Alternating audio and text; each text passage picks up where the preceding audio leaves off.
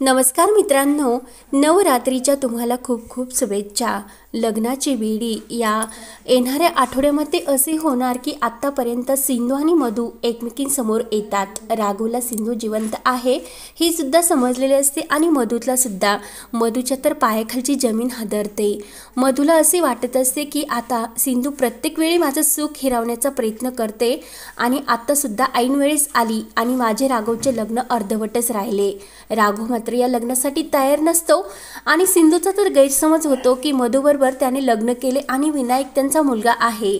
परंतु जेव्हा सिंधू ही रत्नपारखी कुटुंबात परत येते तेव्हा राघव स्वतः सिंधूला हे सर्व सत्य सांगणार असतो की लग्नाचे नेमकं कारण काय। आणि त्याच वेळेस इकडे राघवला सिंधूचा आणि मंगेशचा गैरसमज होतो।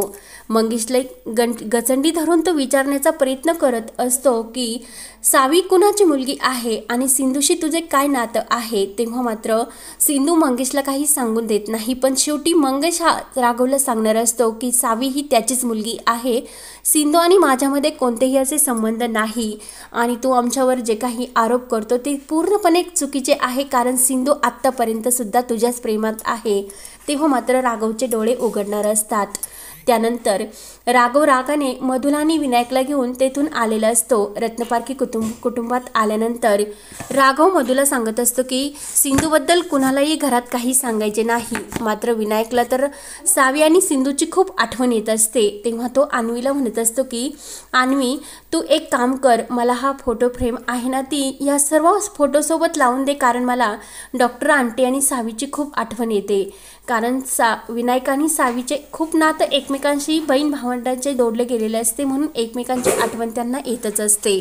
तेव्हा मात्र सर्वजण जेवण करत असतात आणि विनायकने चक्क तो फोटो सिंधू आणि सावीचा सर्वांसमोर लावलेला असतो। तो फोटो बघून सर्वांच्या पायाखालची जमीन हादरते।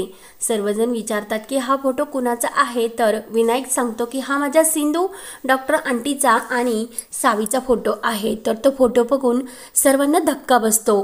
तर लगेच सर्वजण मधूला विचारतात की हा सर्व काय प्रकार आहे। तेव्हा मधू सांगत असते की हो, ही आपण जी काही विनायकची डॉक्टर समजतो ना, ती दुसरी तिसरी कोणी नसून आपली सिंधूच आहे आणि ती तिची मुलगी।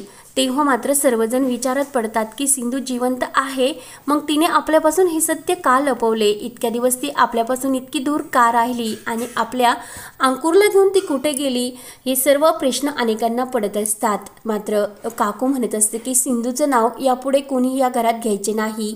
आत्तापर्यंत जिवंत होती आणि इतक्या दिवसांनी ती आपल्याला अशी अचानक भेटते, तिला इतके दिवस घरात का आले नाही आणि आपल्या रत्नपारखी कुटुंबाला एक खूप मोठा असा धक्का देऊन ती गेली।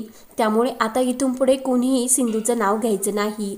विनायकला खूप आठवण येत असते आणि तो सावीला फोन करण्याचा खूप प्रयत्न करत असतो। तेव्हा मात्र एक दिवस तो सावीबरोबर व्हिडिओ कॉलवर बोलत असतो। काकू अचानक येते आणि त्याच्या हातातील तो मोबाईल हिसकावून घेते आणि त्यातील ती सावीचा नंबर हा डिलीट करण्यासाठी लागते किंवा ब्लॉक करत असते। विनायक म्हणत असतो की आजी प्लीज असे काही करू नको, मला सावीची खूप आठवण येते आणि तू का असे वागते, सावीची आणि तुमची काय दुश्मनी आहे, असे अनेक प्रश्न विचारल्यानंतर काकू आणखीनच भडकते आणि विनायकच्या हातातील तो मोबाईल घेण्याचा प्रयत्न करत असताना लगेच विनायक हा तिच्या मागे धावत येतो आणि लगेच पायऱ्यावरून खाली पडतो। विनायकला खूपच त्रास होत असतो।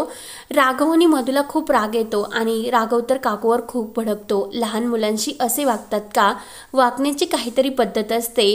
तर लगेच विनायकला अचानक खूप त्रास होत असतो। विनायकला हॉस्पिटलमध्ये आणले जाते, परंतु विनायक कोणत्या डॉक्टरांकडून आपला उपचार करून घेण्यासाठी तयार नसतो। तो म्हणत असतो की जोपर्यंत माझी सिंधू आंटी येत नाही तोपर्यंत मी कुणाकडून उपचार करण्यास तयार नाही।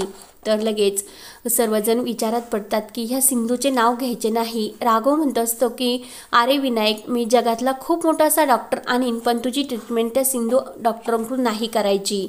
तेव्हा मात्र विनायक काही ऐकायला तयार नसतो। तर ते जे काही अमेरिकेचे डॉक्टर आलेले असतात ते म्हणत असतात की पेशंटच्या मनाप्रमाणे जर काही गोष्टी केल्या तर पेशंट लवकर क्लिअर होऊ शकतो। त्यामुळे पेशंटला ज्या डॉक्टरांकडून ट्रीटमेंट करून घ्यायची आहे तुम्ही त्याच डॉक्टरांकडून ट्रीटमेंट करून घ्या, पेशंटवर त्याचा आणखीन विपरीत परिणाम व्हायला नको। तर राघव म्हणत असतो की नाही, तुम्हाला हा विनायकची ट्रीटमेंट करावी लागेल म्हणजे लागेलच, पण विनू काही ऐकायला तयार नसतो। तेव्हा मात्र मधु ही राघवला न सांगता ती खोटं बोलते आणि मी इकडे गणपती बाप्पांच्या देवदर्शनासाठी जात आहे असे खोटं सांगून ती मधुकडे गेलेली असते आणि मधुला हात जोडून पायाला माफी मागून विनंती करते की तू सर्वांचा राग सोड, पण माझ्या विनायकसाठी तरी आपल्या रत्नपारखी कुटुंबात परत ये, कारण विनायक खूप मोठ्या त्रासात हॉस्पिटलमध्ये आहे आणि त्याच्या पायाला खूप असा त्रास होतो, तो फक्त तुझ्याकडूनच इलाज करण्यासाठी तयार आहे। म्हणून मधु ही सिंधूची खूप माफी मागू लागते। सिंधू म्हणत असते की एक गोष्ट, मी विनायकसाठी त्या कुटुंबात येते, पण राघवला हे मान्य असेल का? मधु म्हणत असते की तू राघवचा विचार करू नको, मी सर्व काही व्यवस्थित करेल।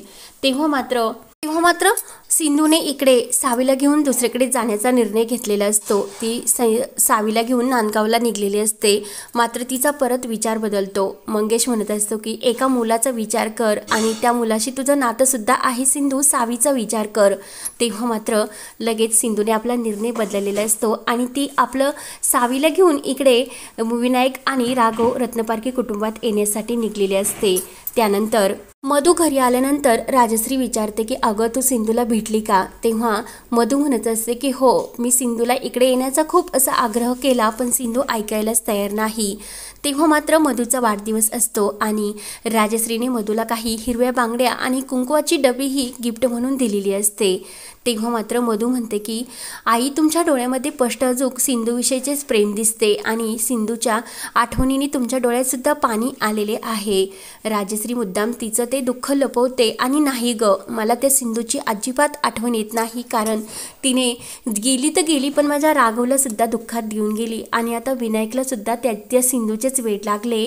त्यामुळे राजश्री मुद्दाम आपलं सर्व काही दुःख लपवत असते, परंतु मधुने ओळखलेले असते की आईंच्या मनामध्ये अजून सुद्धा सिंधूलाच प्रेम आहे। त्यानंतर इकडे सिंधू ही रत्नपारखी म्हणजे हॉस्पिटलला आलेली असते आणि सिंधूला पाहून राजश्री रत्नाकर यांना तर आनंद झालेलाच असतो। मात्र राघव म्हणत असतो की सिंधू, तुला इथे येण्यासाठी कोणी सांगितले? तेव्हा मधु म्हणते की मी। तेव्हा राघव रागाने मधुकडे बघत असतो। तेव्हा मात्र राघव सिंधूला खूप काही बोलतो आणि सिंधू परत तेथून जायला निघते, तर विनायक हा सिंधू आल्याचे आवाज ऐकतो आणि धावतच बाहेर येतो। तेव्हा मात्र मधु म्हणत असते की राघव बघितले का, सिंधूच्या फक्त आवाजाने विनायक हा थोडासा बरा होऊन चालायला लागला, तर सिंधूची जर ट्रीटमेंट जर घेतली तर त्याच्यामध्ये आणखीन किती हे बदल होईल। तेव्हा मात्र विनायक हा सिंधूच्या हाताला धरतो आणि आपले ट्रीटमेंट सिंधूला करायला लावतो। तेव्हा सिंधूला असे वाटते की विनायक हाच आपला अंकुर आहे आणि सिंधू सर्व काही सोडून देते आणि विनायकची चक्क ट्रीटमेंट करते। विनायक पूर्णपणे तिने बरा केलेला असतो। राघवने चक्क सिंधूची माफी मागितलेली असते। त्यानंतर सिंधू ही राघवला विचारत असते की विनायक हा नेमकं कुणाचा मुलगा आहे। तेव्हा राघव झालेली सर्व परिस्थिती सिंधूला सांगतो। विनायक हा दुसरा तिसरा कोणी नसून तो अनाथाश्रमातून घेतलेला एक ॲडॉप्ट मुलगा आहे। मी आणि मधुने त्याला प्रेम दिले आणि आम्हीच त्याला दत्तक घेतले आणि त्यासाठीच आम्हाला हे लग्न करावे लागले, कारण हे सर्व सत्य अनाथाश्रमामध्ये जेव्हा सिंधूला जॉब लागतो तेव्हा राघव सिंधूला हे सर्व सत्य सांगणार असतो। त्यानंतर राजश्री मात्र सिंधूचा रागराग करत असते, कारण तिला असे वाटत असते की मी तिला एका लेकीचे इतके प्रेम दिले, पण जाताना सिंधूने मला एक वेळेसुद्धा विचारले नाही की आई, मी विनायक अंकुरला हे घर सोडून घेऊन जाते, म्हणून राजश्रीच्या मनात तो राग असतो। तेव्हा आता राजश्रीसुद्धा सिंधूला सावी ही आपली नात आहे हे समजताच सिंधू आणि सावीचं सुद्धा रत्नपारखी कुटुंबात कसा परत हे आनंदाने स्वागत करणार आणि परत सिंधूचे धुमधडाक्यात या रत्नपारखी कुटुंबात कसे स्वागत होते ते पाहण्यासाठी चॅनलला नक्की सबस्क्राईब करत रहा। धन्यवाद।